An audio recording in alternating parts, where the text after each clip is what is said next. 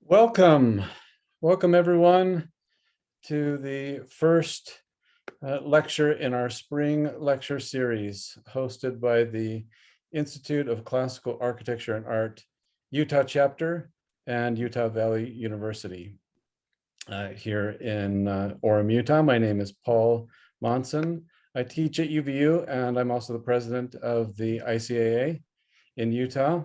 We are delighted to welcome to the Zoom stage this evening, Andrea Keller, who will be talking about architectural ornament. And before we turn it over to her, we would like to thank all of our sponsors and members. The ICAA is a nonprofit that is able to host events such as this lecture only through the generosity of people like you who value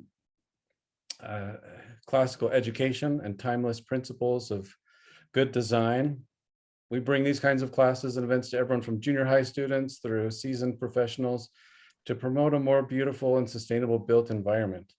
And if you're not yet a member of the ICAA, please go to ClassAssist.org and sign up today. All of the membership and other donations go directly back into our programming.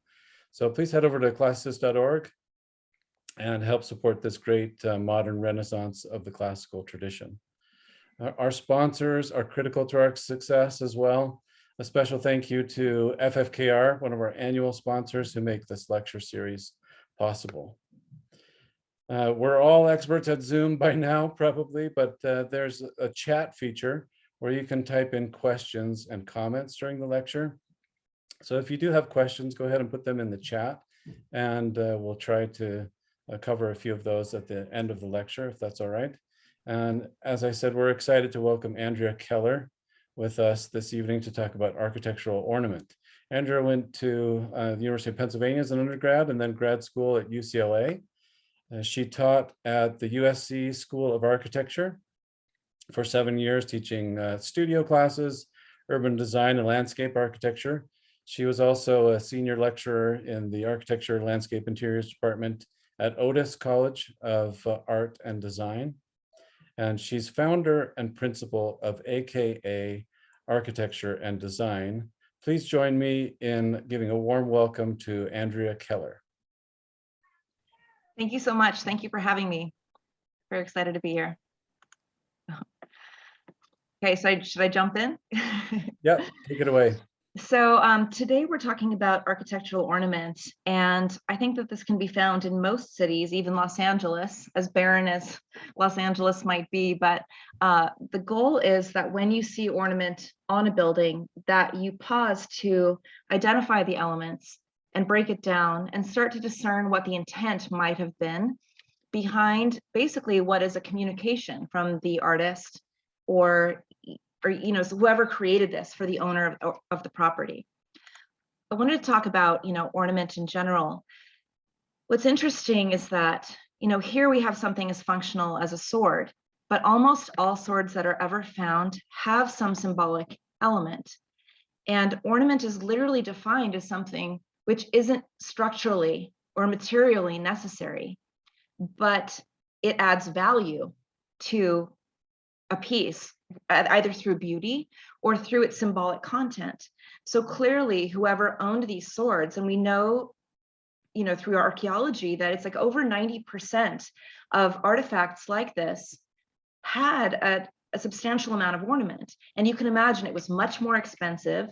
This isn't practical. It took a ton of time. Why would they bother doing this? And we ask ourselves, Paul and I were having a quick discussion about just kind of modernism and architecture of the current age. But the current age has abandoned ornament, but at what cost?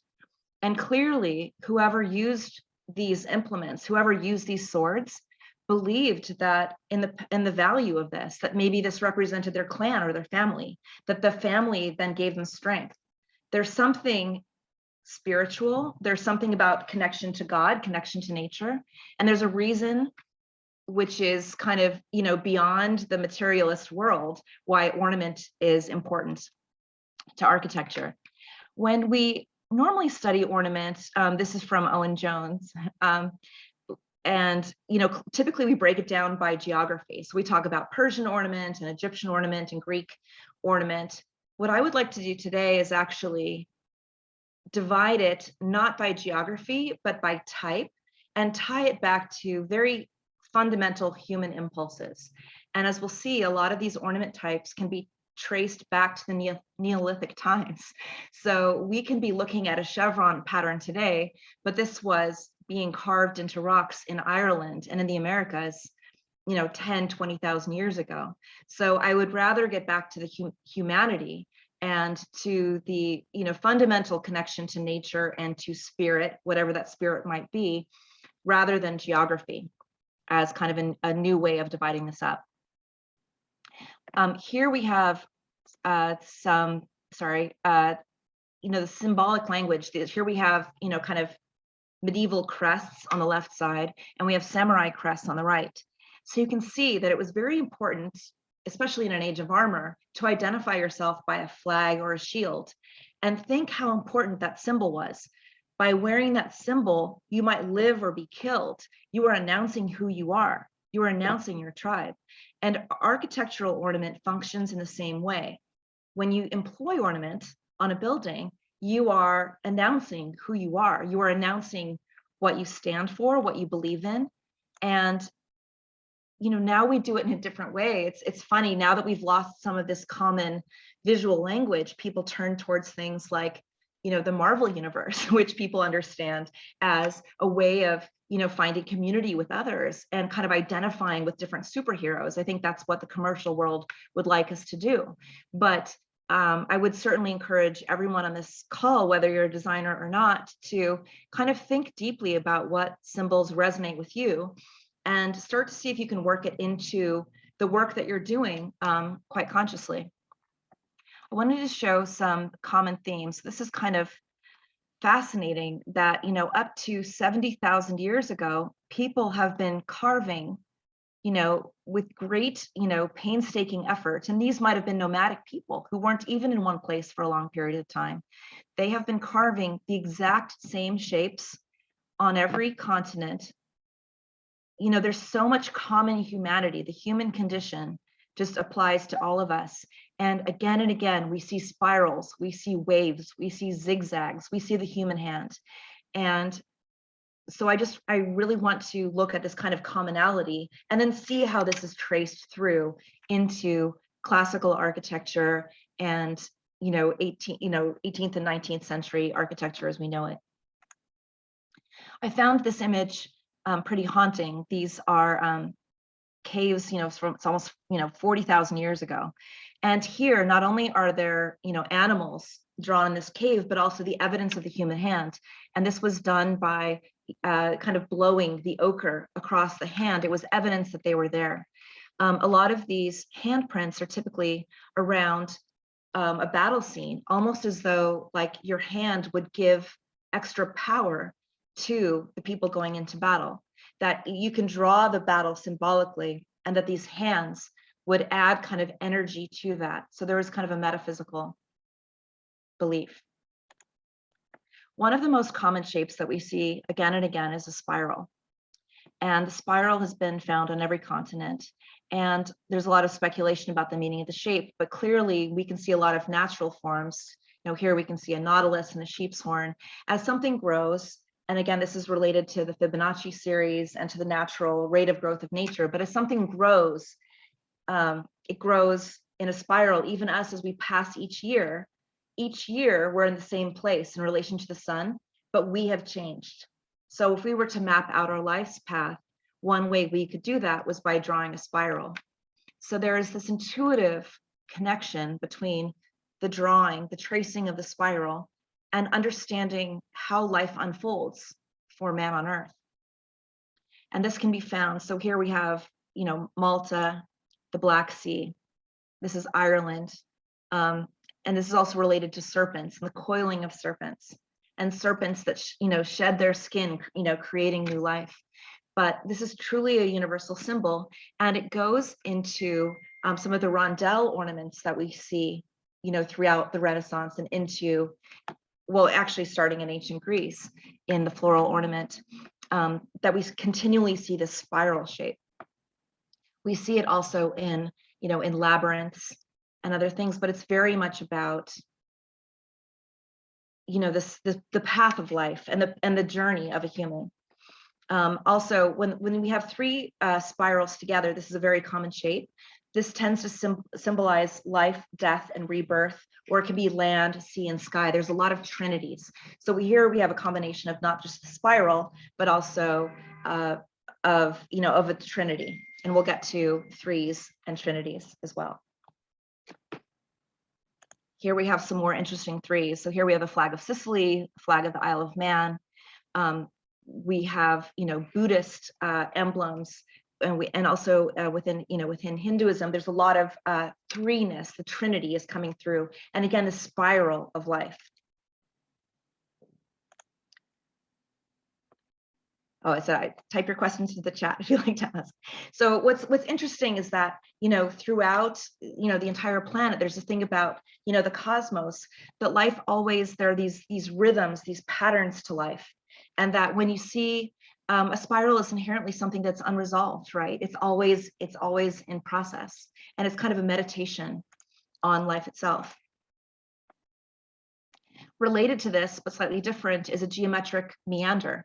So a meander pattern literally comes from the Meandros River in Turkey, and which was a kind of a zigzagging river. But here you can see 15,000 years ago, carving into these megalithic rocks.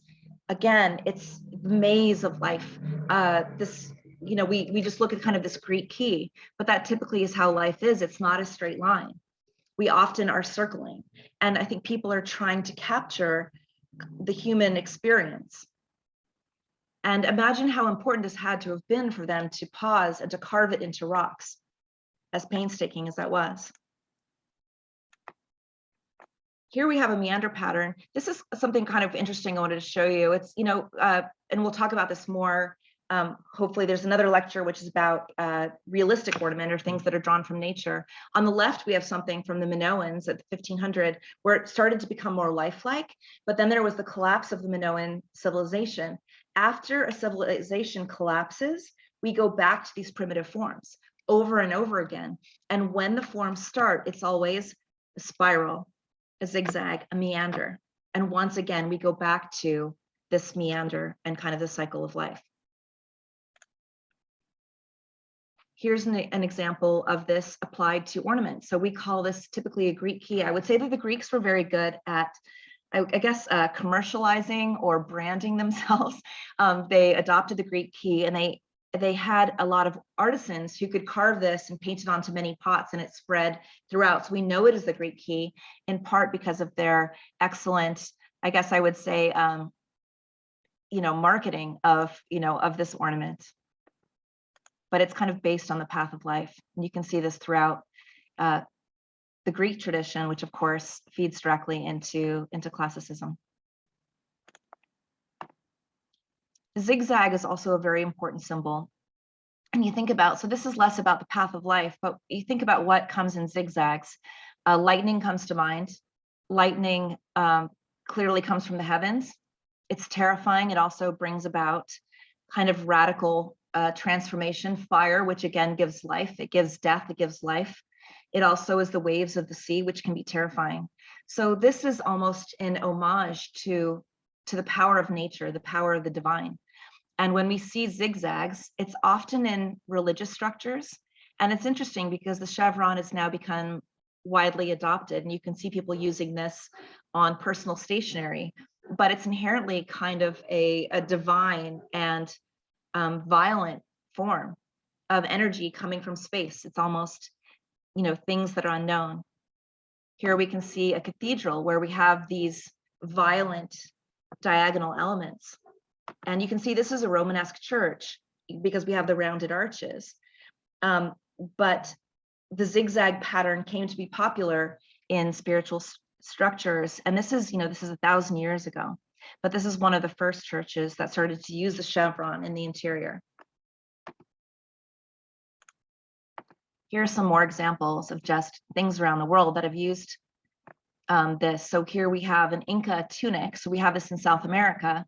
But interestingly, Art Deco, and actually I would argue that Art Deco is more of an operation more than a style. It was about taking any motif and making it more abstract, repetitive and kind of glamorous. So you could turn, you know, a Mayan motif into Deco, but they loved these dynamic forms. And so Deco embraced this zigzag, and zigzag is very much a feature of Deco, which is about progress. It's about change. It's about high energy. And so we can see that throughout Deco. Here we have, this is St. Stephen's Cathedral in Vienna. And the ceiling, this is 230,000 ceramic tiles on that roof. So a huge amount of effort, kind of connecting Father Sky, right, to the cathedral itself. And this cathedral is famous for, this is where Beethoven first found out that he was deaf, when he saw the birds flying away from the tower, and he realized that he hadn't heard the bells. And both Haydn and Mozart had their weddings here. And on the right, we see a mosque in Cairo. So again, around the same period of time, but there's still this impulse for the top of a religious structure. The dome, the part that is closest to the heavens, has this kind of this magic, this violent energy of the divine captured in this abstract form. This church was also in 2 Harry Potter films and Avengers Endgame, if you've seen it from there. Which I did not see any of those things, but I've heard this. Oh, sorry, we looked at this one before. Let's talk about the circle. So now I'm going to talk about some geometric shapes, one by one. The circle is really, it's about unity, it's about oneness, it's wholeness, it's a cell, it's a planet, it's a drop of water, it's the moon, it's the sun. So in a lot of art, it represents the halo or the holiness. On the right, we see a Masonic lodge, and this is clearly like the Holy of Holies. When we see the circle in a church, and typically the dome of a cathedral, the dome represents the sky as we experience it. We experience the sky as a dome, and earthly structures have typically been rectangular or square. And a lot of the center point of a church has been a square with a dome on top. So the circle is really about oneness and about wholeness and about divine perfection. The circle is pervasive throughout art. So here we can see that we have Indian textiles and pomegranates in various shapes. When you look at ornament, I would encourage you to really take it apart and say, oh, there are balls, those are leaves. What type of leaves are they? Are they ginkgos? Are they fig leaves? Are they acanthus? Start to break it down so you can start to take it apart. The funny thing about the Medici, so these are the Medici balls, which are found throughout, or the Palais, which are found throughout Italy. And the number of balls changed and eventually settled on 6. But a lot of the, the idea of the origin of this is because you can see here on the right, the cambio, the changers, they were the bankers. So maybe this came from the coins themselves. And the funny thing, you can see in the picture on the bottom, there's actually the fleur de lis of France. And this is because 2 of the Medici were the queens of France, but the change in the ball was due to the large debt that Louis the 11th owed to the Medici Bank. So because he owed them so much money, they were allowed to use his logo basically on one of the balls, kind of stating that they owned him. So talk about the circle, its meaning. So in this point, in this reference, it means money, it means power. So that's what the circle means in this regard. We could go so much deeper into all of this, but it's a short lecture and I want to have room for lots of your questions. When we talk about the triangle, you can see on the right, we have a kind of a fractal African design, or actually it's Fijian, sorry, on the left, and we have a Japanese textile on the right. What's interesting is in the Japanese tradition is that they think of triangles as representing snakes or scales. So if you see someone in a play wearing a triangular cloth, it means that they're the villain. So whoever's costume has triangles on it, you know that they're the bad guy. So that's how important it is. And they still read that in their pattern language. One of the things that Paul and I were talking about and lamenting is that we have lost a lot of language. And so we are, hoping to, reclaim that language and through teaching it, so we can start to have these conversations again and engage. I'm sorry, Paul, I have to quickly open a different file because the next slide isn't coming up. So I'm going to stop my share and bring it right back up. So sorry, I'm going to bring it right back up. Sorry. No, it's life in the Zoom world. Right?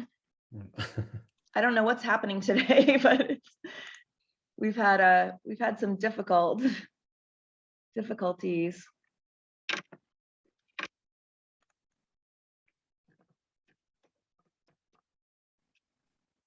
I'm bringing it back up.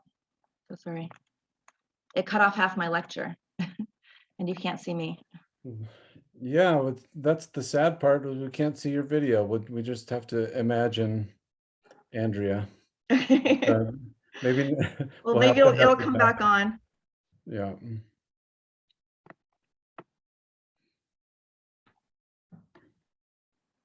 Okay, I'm so sorry. No worries. Back up.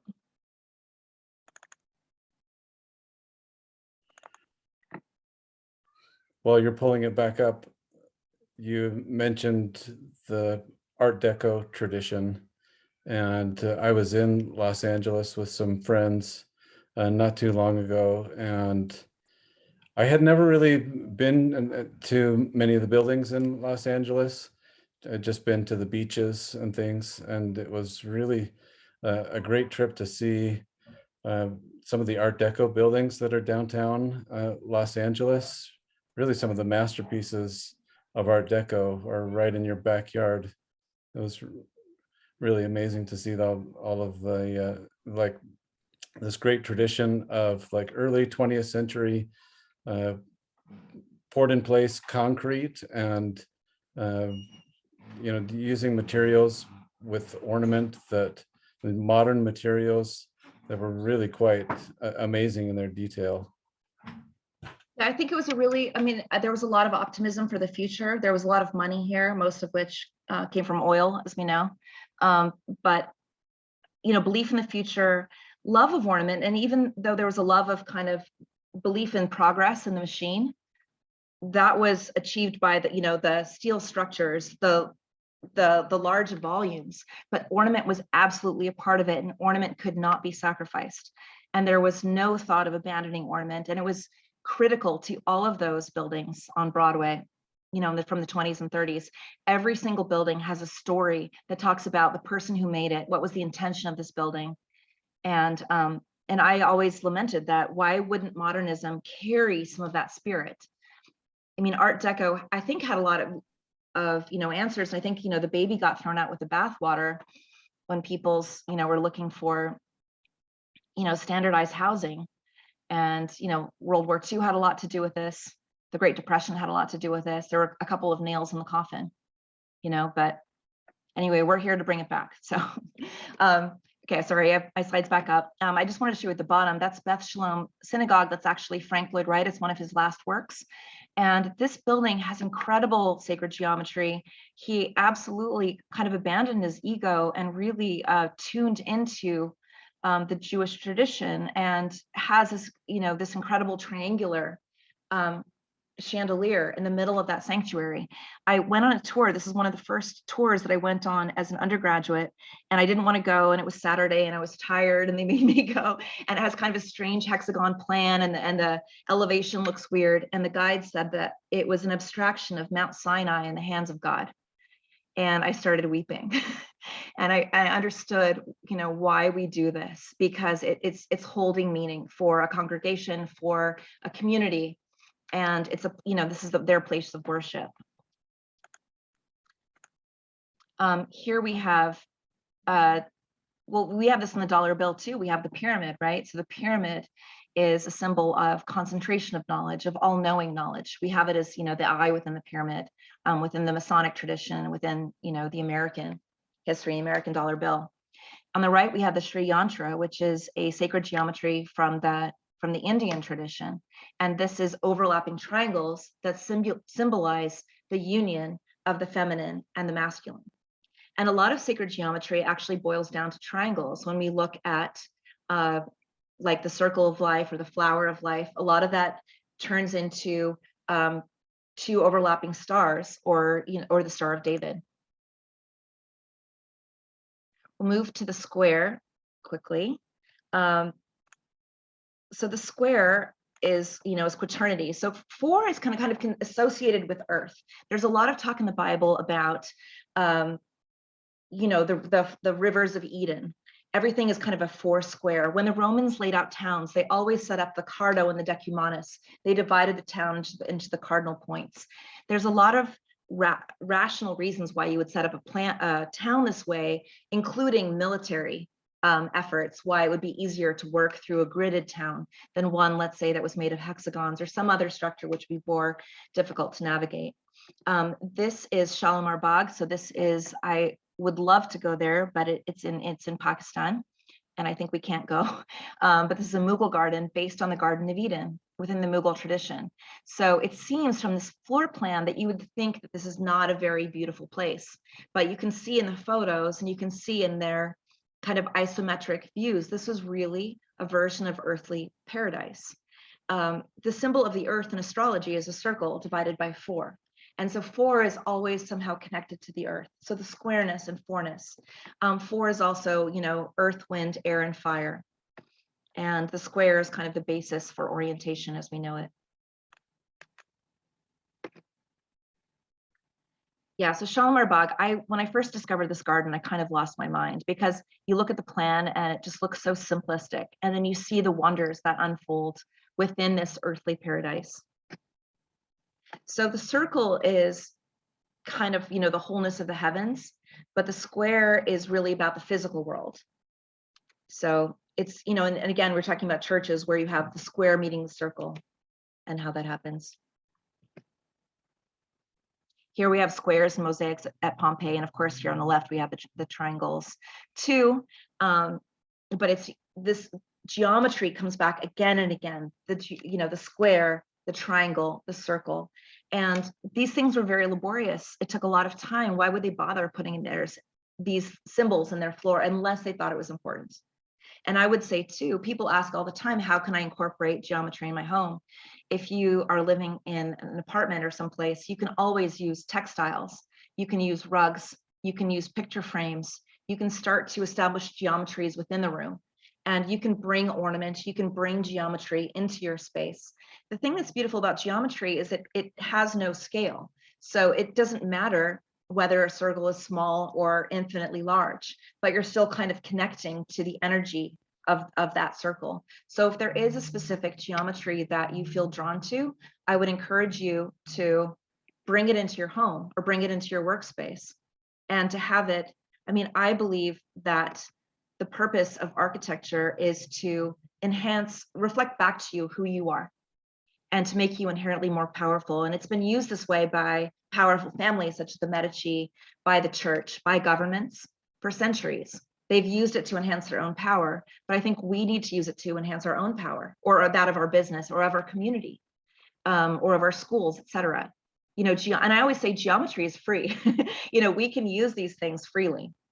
Okay, so getting back to geometry. The Pentagon. So the Pentagon's mysterious. What's interesting about the Pentagon is when we talk about the Fibonacci series, and if you don't know, I'm happy to answer some questions about it. But it basically it's called the phi ratio. It's 1.618 or 0.618. And it's the only number that solves the equation phi times 1 plus phi equals 1. So 0.618 times 1.618 equals 1. And when you look at the rate of growth of nature, when we're looking at the ram's horn growing or a nautilus, it grows at the rate of 1.618. So each year it is 0.618 times bigger. It's actually because phi is an irrational number, it's impossible to draw it.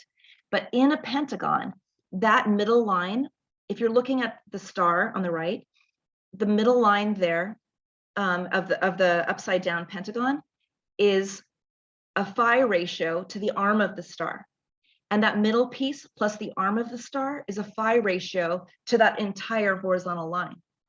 So every single part of the star is an embodiment of the phi ratio.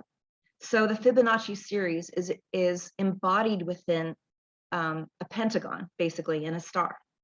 And the star can be very easily drawn from 2 circles. This is a whole kind of sacred geometry exercise, but with just a straight edge and a circle, starting with 2 circles in the Vesica Pisces, you can very easily construct a star and pentagon, which embodies the phi ratio of nature. So what I would say about the star is that children intuitively draw a star with 5 points all around the world. It's a Fibonacci number. If you look at the cross sections of apples and flowers, if you cut it at the kind of midsection, you'll always find 5.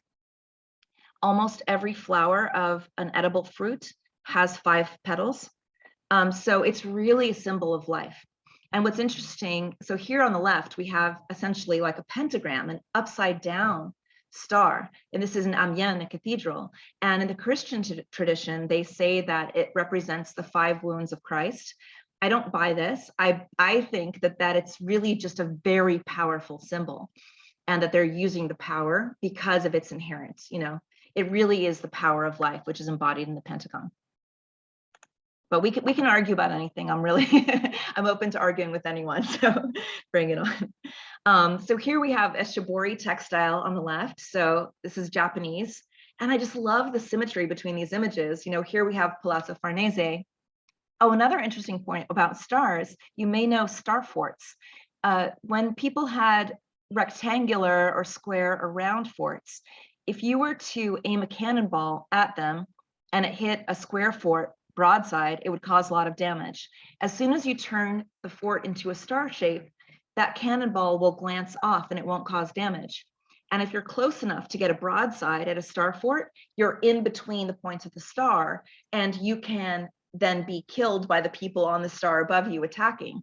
So the star is not only the geometry of life itself, literally of the life impulse of the universe, but it also is very defensive. So the Palazzo Farnese here, which is kind of extraordinary, it was actually based on a fort, and that's why it has the strange geometry. But an interesting problem you'll see if there's any architects listening, you can see how there's kind of an urban frontage looking at the main street of town leading up to this palazzo, but it ended up having 2 backyards, which is kind of the funny condition of having a pentagon. So the Farnese being the Farnese, they decided to have 2 matching backyards, which is, yeah, I thought that was kind of funny. Let's move to the hexagon. So the hexagon, what's interesting about the hexagon is this is the most efficient shape of nature. And what's interesting is, 1 + 2 + 3 = 6. 1 × 2 × 3 = 6. It has the maximum strength, structural strength. It has the maximum area with the least perimeter. It's mathematically the most efficient shape in all of nature. You can see a lot in flooring too. Sometimes people will take timbers, if it's end grain wood, and if they cut it into hexagons, they can get a much closer spacing. So imagine you took circular logs and you tried to pack them together. If you actually just cut the edges off and made it hexagons, you achieve much greater strength. And we can see that in snowflakes. Every time water makes a crystal, it uses a hexagon shape. We can see this in beehives. So the hexagon is the last regular polygon that can tile a flat surface. So it's just very efficient, but it really is, the structure of nature itself. When we look at, carbon rings, the universe is kind of shaped and based on the geometry, this very efficient geometry of a hexagon. So the 5 is kind of the mystery of the explosion of life, and the 6 is really about kind of the balance and the perfect organization of the universe. Here's some more examples. So again, we can see this in every tradition, that the hexagon just appears again and again in Persian architecture. These are natural stones on the left. This is kind of astonishing that these stones are popping out of the ground in perfect hexagons. But you can imagine, and the other thing that's about it, it's entirely democratic. When you have a grid, it's easy for one person to kind of take over more grids and say, these 8 are mine. But in a hexagon, it's kind of harder to do. It's really about individuality within a greater whole, within a cohesion. As we look at, a lot of people are moving to intentional communities, I know a lot of people moving to, away from cities, and some of these geometries may be coming back into favor when we're looking at creating kind of a new architecture. Why are we living in boxes? What if we lived in a society kind of based more around the hexagon? This is a storm on the north, I think it's the north end of Saturn.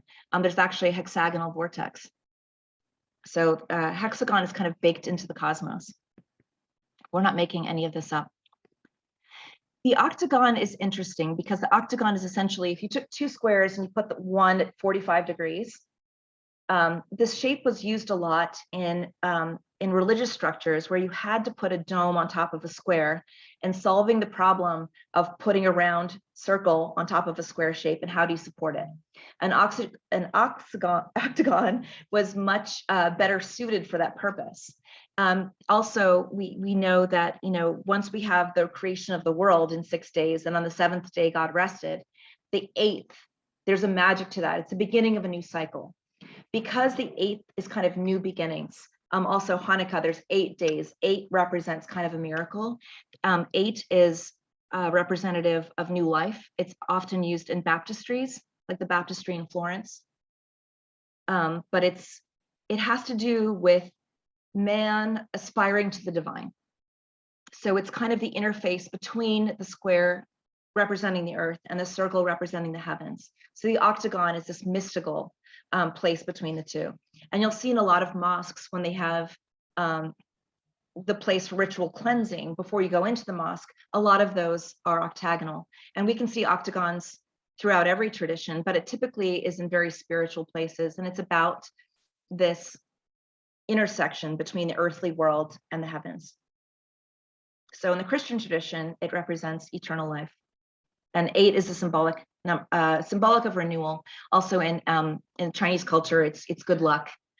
So it's all about prosperity. I'm going to go into a few more abstract images. The symbol of the knot comes back again and again.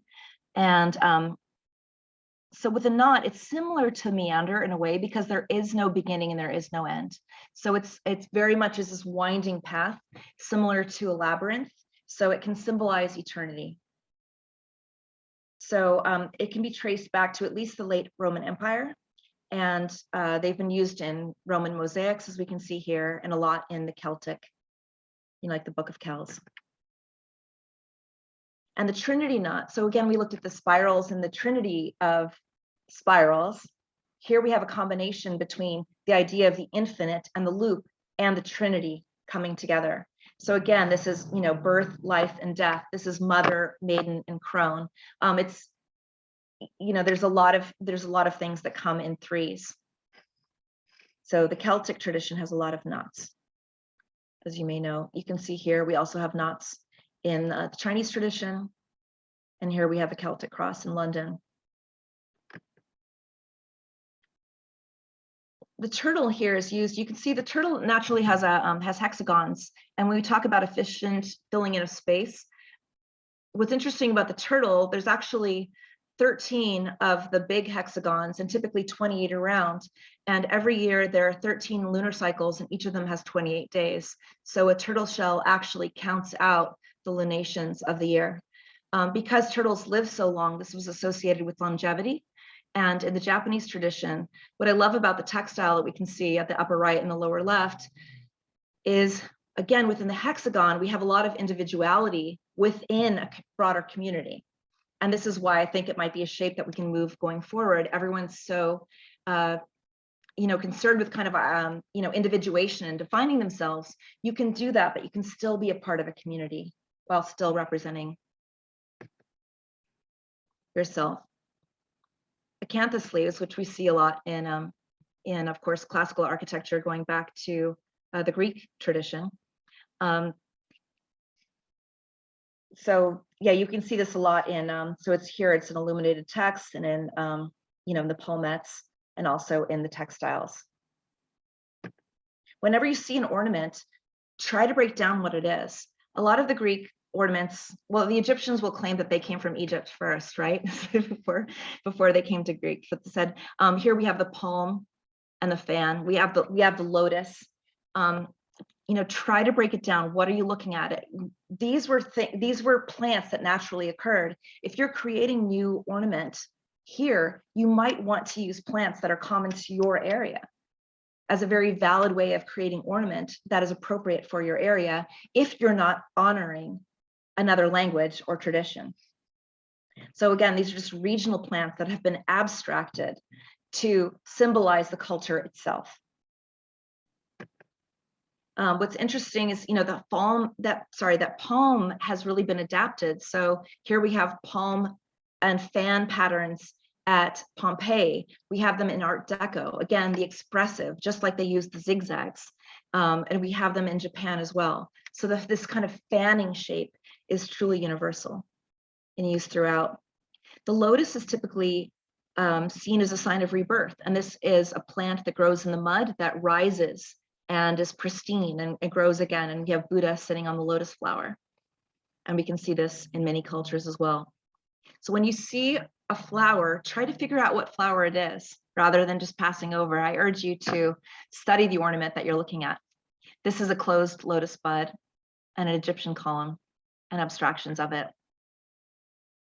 The egg is interesting. So the egg and dart is obviously a very popular motif that persists to this day. And and of course the Egyptians will claim that the Ionic capital is derived from the Egyptian form of the lotus, but again, we can fight about this. The egg and dart represents, the egg is new life, and then they also say egg almost represents a shield, but the dart is like a dagger. So it's kind of life and death at the same time. So this isn't just something to fill something in, but think about what the meaning is of each shape. So this is from the Erechtheion and St. Paul's Cathedral. And you can see how widely this has been applied. So I'm going really quickly because I know we have questions in a few minutes. Here we have waves. So again, just like the zigzags, and we have, the spirals, kind of the terrifying force of waves and the uncertainty that brings. So here we have on the right, it's a Vitruvian wave, in Rome. And then on the left, this is come into classical architecture in the United States. This is in New Jersey. So we still have kind of these forces of nature coming through in our ornament. This is the sun abstracted. On the right, we have an African print, and in the center, we have a holy, like a halo, and then we have the Chrysler Building. These are all coming from that same impulse to express nature in our buildings. I wanted to show this as an example of a modern day pattern language, and classicists will know classical pattern language very well, but not everyone knows it, and we're here, to teach it. But here, this is a culture. So these symbols are very well known to everyone in this area in Ghana. So this is literally a language, and you can spell out sentences using these characters. So your outfit, your dress, can literally communicate statements to the world. And this is essentially what classical buildings are doing already. And it's upon us to learn this language just as we would learn any other. Here are some of the symbols. So, friendship, commitment and perseverance, humility with strength, whatever your values are, just like on the samurai armor, just like the medieval crests, we declare who we are, we declare our values. And I love the idea of using these symbols, even if it's in the tile of our own kitchen, or let's say it's tile around an entry door. You can kind of express who you are to the world and let your values be known. I wanted to show this terrible example from downtown LA. You talked about the beautiful architecture here. On the left is the Bradbury Building, which is one of the most extraordinary buildings. It was in the movie Blade Runner, with this extraordinary interior. On the bottom right is a coffee shop that they put in the ground floor. And I don't know how anyone could possibly have put this coffee shop in that building. And I had one meeting here and I kind of lost my mind and ended up screaming and leaving. So it didn't go very well.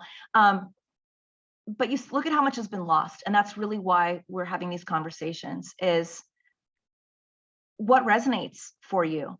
What intrigues you? What delights your eye? And how do we bring that back to architecture? I like to say that minimalism is kind of a juice fast, and depriving yourself of all ornament, you might do that for a limited period of time, but you have to reintroduce healthy food at some point, right? You need to bring meaning back in. And so I would encourage us to go back to ornament. And I'll add the footnote that I was trained as a modernist, and I came to find ICAA and through travels abroad, and also just discover meaning, what it means to be human. That's what this is about defining our human existence claiming our place on this earth and telling our stories. So thank you very much. Welcome any questions you might have. Thank you so much, Andrea. Please go ahead and type in questions to the chat if you'd like to ask Andrea a question. That was a fascinating tour through patterns and ornament from all over the globe. It was amazing to see the connections between different cultures. Maybe I'll just start out with a question for you, if that's okay. Yeah. And I'll just kind of play devil's advocate, because the early 20th century was very critical of ornament. Art Deco was kind of a burst of creative energy that celebrated ornament for a little while, but it was quickly kind of conquered or overwhelmed by a movement that was pretty successful at equating ornament with superstition and backwards thinking, right? And progress became synonymous with eliminating ornament and celebrating utility and function for its own sake. And ornament took on this reputation of being a very negative thing. How do you think we can overcome that in our modern culture, which has now, had several generations of juice fast, and we've lost a lot of the traditions for creating this ornament. What are some of the responses that you would have to someone today who just says, ornament is wasteful, it's all in the past, and doesn't have a place in our modern day?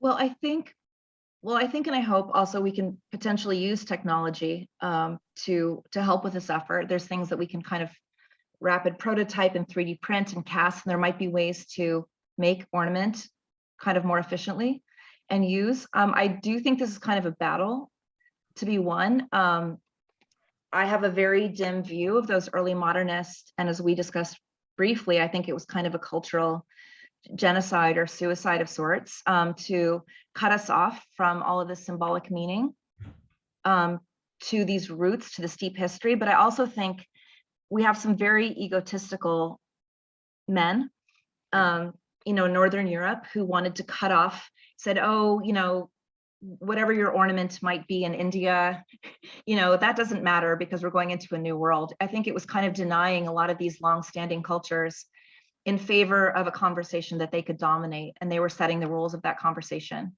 And I think modernism had some kind of very kind of dumb rules too, including one that you could never look backwards, right? When every art form that is truly still relevant on this planet always looks backward, whether it's music, whether it's fashion. You listen, contemporary music is always sampling older pieces. Fashion is always referencing the 50s and the 30s and the 1890s, and and steampunk, and movies are as well. So it basically stopped architecture. I think these people were so afraid of a world that they could not dominate that they kind of put these rules down. But the thing is, we have to stop following them. They're all dead. So I think we have to, I'm really like up in arms about this. We have to use ornament proudly. We can use the classical tradition. We can invent our own pattern language, within those. I think there's a way to use classical proportions, but perhaps you use a motif that's very important to you. In Santa Monica, there's a lot of buildings that use seashells and, starfish and things that hint towards, being next to the ocean, right? Which is a beautiful expression of that connection, but they're still using classical proportions. So I think there's a lot of ways we can bring it back. So education and just using it proudly, and just don't listen to any modernists, I guess. We have a question from Steve Goodwin, who's asking about, there can be confusion when you're using an ornament that has a meaning in one culture, and it may mean something else in another culture. For example, the swastika means something sacred in Japanese culture, but it means something, obviously different today. Is that an inherent weakness? Is it a weakness inherent in symbolic meanings if they can't be translated from one culture to the next? What do you think about that? I don't think it's inherently a weakness. I think, you would say the same thing about colors. how, white is a funeral culture, if funeral color in some traditions, and in some others it's black. I think there's no way. I mean, we have become a global society and we'll have some awareness of it. So it's important to know the culture from which this originated. But I think each artist should just be true to their own heart and what things mean to them and be clear about that. And it's really about the intent really matters. Mhm. And I think, the swastika was co-opted, right, for its power. Brands do this all the time. Converse is trying to co-opt the star, right? I mean, everyone tries to co-opt symbols. It happens all the time, but I think we claim to what we believe. We claim to what we feel to be true. And as artists, we push forward. I think I don't know. I think it'll work itself out.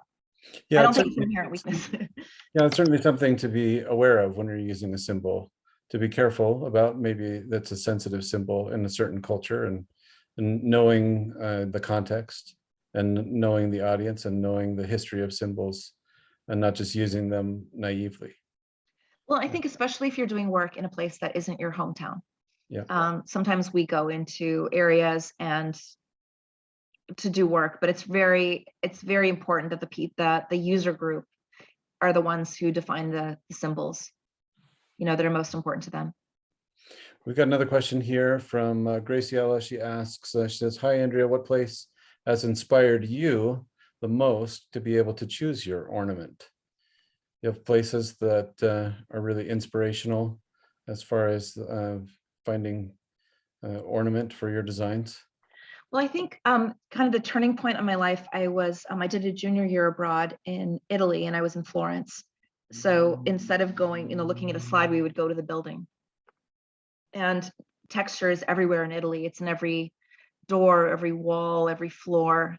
And we weren't allowed to measure anything. We just had to draw and draw and draw and draw. And you understood too how much it was a part of a surface. A wall is not just a wall. A wall carries so much information. A floor has so much information. And I just kind of drank it up. And then you come back here and live in a modern box, and you're kind of wondering what went wrong. Yeah, I was trained as a modernist, but and then I worked. I quickly fell in with the ICA. I'll just like to say, because I think, there's so many ornamental traditions. It kind of doesn't, and I'm really into textiles too. I think textiles are incredible because they're very accessible. A lot of people can make their own textiles either through screen printing or weaving, or you can buy a small piece. You can have a piece on a pillow or a blanket. So it's not a full building, but you can access that ornament language of a culture through textiles. And I think textiles are vitally important. Just building on that, there's a couple of questions here about modernism and ornament. One, how did you come to appreciate ornament after being trained as a modernist? And also, how do you bring ornament into modern architecture without taking away from the style of modernism? Are they fundamentally incompatible? It sounds like where you're talking about going with textiles, maybe not. I think there are patterns that you could maybe introduce in modernism that don't become this tension that can't be resolved. What are your thoughts there about finding a synthesis, finding a marriage between modernism and ornament? Well, I think where I usually go to with this is like modernism. The last time that we used ornament was Art Deco. So maybe we go back there to move forward. And I think that Art Deco had a lot of very clean volumes, but it still used classical proportion in terms of the volumes. A lot of those architects were trained in Beaux-Arts techniques. So I think we can go back, we can create a modernism that uses the best of these clean expanses, kind of these, vast plains that weren't possible before, but using what we know from classicism, using proportion systems, and then using ornament. In Art Deco, sometimes it's just between windows, or it's just ornament around a door, around a window. It can be just at a threshold. It can be, I like to call it jewelry for buildings. Like it can be minimal, but you can still put a little bit of ornament in there. And this is the point where maybe you aren't using acanthus leaves because that too closely ties you back to a Greek or classical tradition. But maybe you're using circles or triangles or something that is more abstract, but you're still, or, you know, or waves, or you kind of invent an abstraction of your own. But the thing is, if it's not, I just love ornament because it's not necessary for the building to stand, but it makes you feel like you and like you alone belong there. It gives you a sense of belonging that has no price. So when they talk about value and utility and, you know, materialism and all this stuff, it's like they're really missing the other half of the brain. I guess I would say, you know, we talk a lot about like, you know, left brain, right brain, and the 20th century was really, you know, a century of dominance of the ego, right? And we're coming to see that there were some failings and we've really harmed the earth and we've harmed a lot of people. And maybe we need a more holistic approach. And there is maybe a strength of modernism in that it gives the eye places of rest, right? I mean, there are buildings that maybe are so ornamented that the power of each individual ornament isn't as much as it could be if you had something that contrasts with it. So I think there are a lot of fruitful ways to combine different ideas. I really like your thoughts on that. Thanks, Andrea. Maybe just two more questions, if that's okay. One of them is about your own home. What kinds of ornament do you include in your home? Why did you choose those? So I'm really passionate about textiles, specifically, as I've mentioned, and I worked for a while in Africa. I have a bunch of kind of little Swiss antique woodwork pieces. I love things that are made by hand. I feel like they carry kind of a lot of the energy of the person who made them.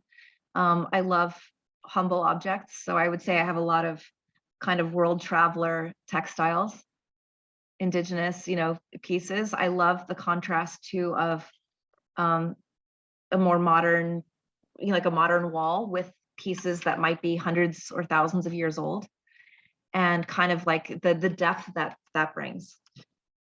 So yeah, I love handmade, you know, hand carved wood, hand woven textiles. So Yeah. that's typically how I bring it in. I am building my own house. I did end up starting, there was a question about how did I start into this. I realized what we were missing in modernism, and I actually started making my own ceramic tiles, which turned into a ceramic tile company. And the idea was for it to be a gateway drug for modernists back into into ornament. But even if you have like a really rich wall in a shower or a kitchen backsplash, but it's something that you look at, that you touch, that you engage, something magic has happened there, you know, rather than just having a flat surface of, you know, plain slab or whatever it is. Yeah, great thoughts. Last one, just thinking about the creation of ornament. How do we go about inventing a new ornament? When you're doing your own tiles, um, did you look at precedent? Did you look at patterns, or were you using a compass? You know, how did you come up with new ornament ideas? So I guess we had three approaches. One was kind of based on fractals and kind of like how Earth fractures, like, you know, fractured Earth. One was based on kind of Japanese textiles and taking some of the motifs from those textiles and incorporating them in a modern way. And oh, and gosh, and I forgot the third one already. But it was, you know, it's all about, I think you can take anything, I think is the point. I mean, I've seen African textiles that had kitenge cloth that had cell phones on it. Like anything can become ornament. I mean, the Greeks were surrounded by acanthus and they turned that into ornament, right? And they took their philosophies and they put it into ornament. I think that it is, even within the classical language, you could have a line of ornament that represented something about you and your life, you know, and that's the beauty of the system, is it allows for individual expression within this language. And I think the reason that classicism has persisted, you know, and so successfully, is because it was codified and we understand the rules, and so many people are invited to play and experiment and use the system. But there's still, individual expression. So I think any symbol that means something to you, let's say you're just drawn for circles. I mean, for me, I love triangles. So I can just put triangular ornament into anything that I'm doing, and it somehow connects me through. And it could be something that your client loves, something that you love. It could be their dog's footprints, you know? Anything can be mirrored. We use a lot of fractals, kind of botanical prints, all that stuff. Oh, and Art Deco was the third thing that we're using. Yeah, I sure, love sure. Deco, but Yeah, and especially if you have skill with geometry, you're able to manipulate square, circle, triangle, hexagons, and all of those shapes, understanding the geometry, the kind of structure behind them, then it avoids becoming just kind of a loose, you know, idea that never really has much power. I think the geometry, like you were saying, is a way to really give ornament a sense of universality and power and structure, to avoid just kind of randomness. And but what it's matters is intention. It's all about the intention. yeah, And we talk about this when we talk about like meditation or affirmations, all about its intention. If you're imbuing your project with a sense of pride about this family, you're using the family crest, let's say, or a symbol of the place where this family is from, right? It's all, you're anchoring intention literally in the stone, in the wood, in the ceramics of, of the building for eternity. I just put my tile company there, someone asked. startile.la. Yep. Andrew, I want to thank you again for sharing your time with us this evening. Our next ICA UVU lecture will be in a couple months. It'll be on April 13th. And so we invite you to tune in with us again then, and hope you all have a wonderful evening, and go create some ornament. We'll see you next time. Thanks, Andrea. Yeah, make ornament, everyone. Thank you. Thanks so much for having me. Bye. Bye-bye. Thank you. Thank you.